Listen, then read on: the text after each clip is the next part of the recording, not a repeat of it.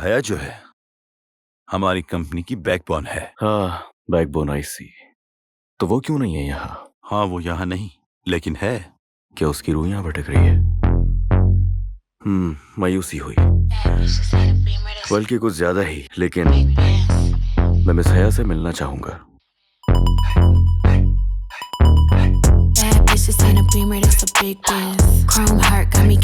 Hello, I'm on my way, बस मैं पहुंचने वाली हूँ, आती हूँ।